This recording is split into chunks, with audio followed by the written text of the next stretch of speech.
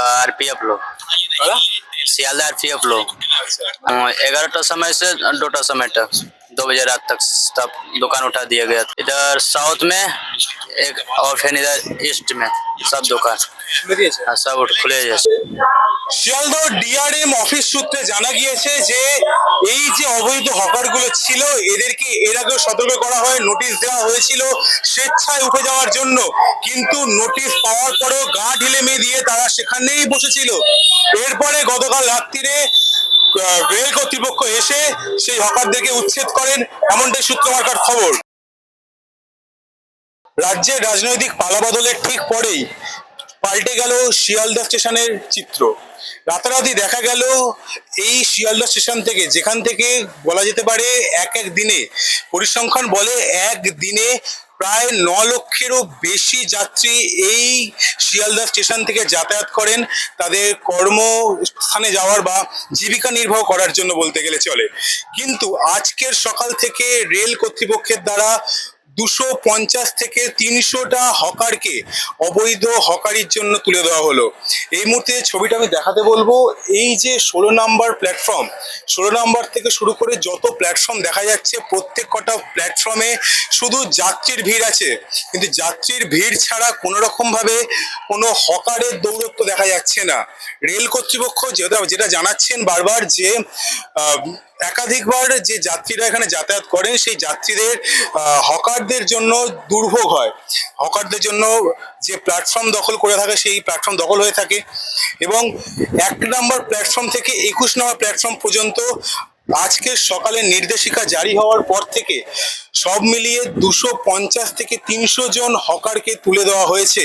Rail কর্তৃপক্ষের এই পদক্ষেপ রাতারাতি ভাবে নিয়েছেন এবং এই যাত্রীদের সুযোগ সুবিধা যতটা পাওয়া উচিত বা যাতায়াতের সুযোগ সুবিধা যতটা পাওয়া উচিত সেই সুযোগ সুবিধে দেওয়ার জন্য রেল কর্তৃপক্ষ এই সিদ্ধান্ত নিতে বাধ্য হয়েছেন। এই হকারির পিছনে সূত্র আমাদের যে খবরটা উঠে আসছে, যারা হকারি করতেন তারা দীর্ঘদিন ধরে একটি ইউনিয়নের সাথে যুক্ত ছিলেন এবং এই ইউনিয়নটা দীর্ঘদিন ধরে তাদের থেকে টাকা নিয়ে এখানে হকারি করার সুযোগ সুবিধা করে দিত। কিন্তু রাজ্যের নতুন সরকার আসতে আসতেই রাজ্যের যেমন পালাবদল ঘটছে, তার সাথে এই রাজ্যে রেল পরিষেবার পালাবদল হতে চলেছে, এবং হতে চলেছে বলা ভুল, কার্যত দেখা যাচ্ছে হয়ে যাচ্ছে। আজকে সকাল থেকেই শিয়ালদহ স্টেশনের সেই চিত্র উঠে আসছে আমাদের চোখের সামনে। একাধিক প্ল্যাটফর্মে যে হকাররা ছিলেন সেই হকাররা এখন এই মুহূর্তে আর বসছেন না, এমনটাই ছবি উঠে আসছে আমাদের ক্যামেরায়। বেলা 11টার সময় দাদা দোকান তোলা হলো? হ্যাঁ। কারা তুললো? কি বললেন? কারা তুললো? দোকান কারা তুলে গেল? অফিসার লোক তোড়লো, মানে রেলের যারা অফিসার? হ্যাঁ হ্যাঁ।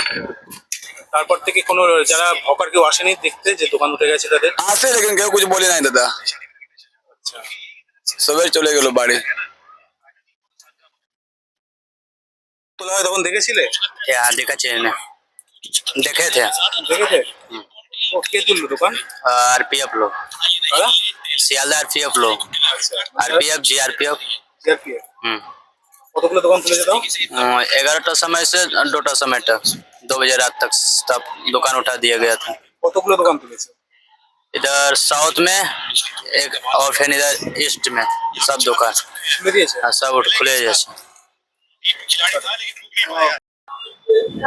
শিয়ালদহ ডিআরএম অফিস সূত্রে জানা গিয়েছে যে এই যে অবৈধ হকারগুলো ছিল এদেরকে এর আগেও সতর্ক করা হয়, নোটিশ দেওয়া হয়েছিল স্বেচ্ছায় উঠে যাওয়ার জন্য, কিন্তু নোটিশ পাওয়ার পরেও গা ঢিলে মেয়ে দিয়ে তারা সেখানেই বসেছিল। এরপরে গতকাল রাত্রিরে রেল কর্তৃপক্ষ এসে সেই হকারদেরকে উচ্ছেদ করেন, এমনটাই সূত্রমার্কার খবর। এই মুহূর্তে দাঁড়িয়েছি 18 এবং 19 নম্বর প্ল্যাটফর্মের ঠিক মাঝখানটায়। যখন যারা এখানে যাতায়াত করেছেন তারা সবাই জানেন এই প্ল্যাটফর্মের ঠিক এই জায়গাটায় একসময় হকারদের জন্য যাতায়াতের যথেষ্ট অসুবিধা হতো যাত্রীদের, এবং যাওয়া যেত না বললে চলে।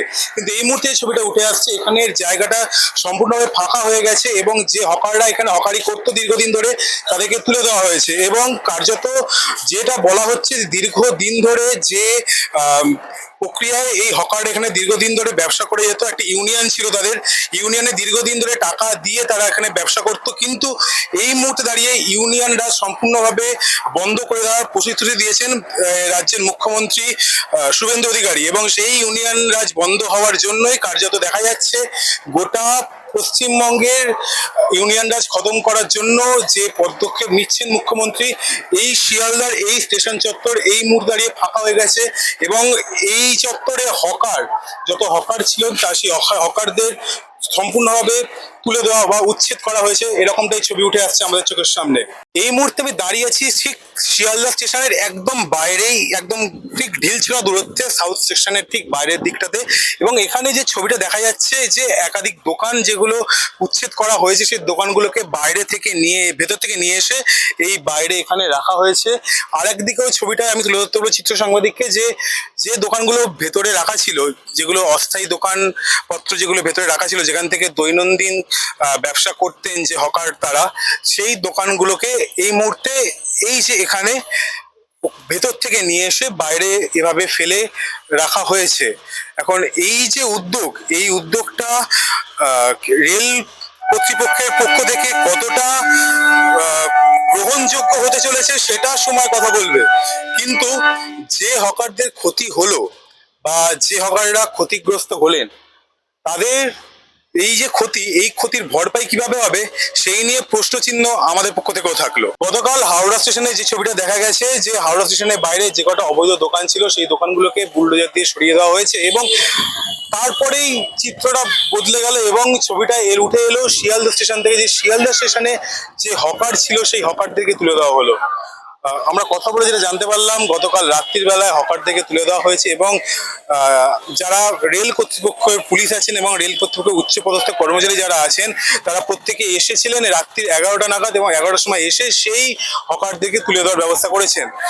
এখনো পর্যন্ত হকারদের পক্ষ থেকে কোনো রকম বিবৃতি এখনো আমরা পাইনি, কিন্তু যেটুকু দেখা গেছে যে স্টেশনের ঠিক বাইরেই তাদের যে দোকানগুলো ছিল, অস্থায়ী দোকানগুলো, সেই দোকানগুলো পড়ে রয়েছে। ক্যামেরায় রাহুলের সাথে আমি অনিন্দ, কলকাতা থেকে রিপোর্ট, এই বেলা বাংলা।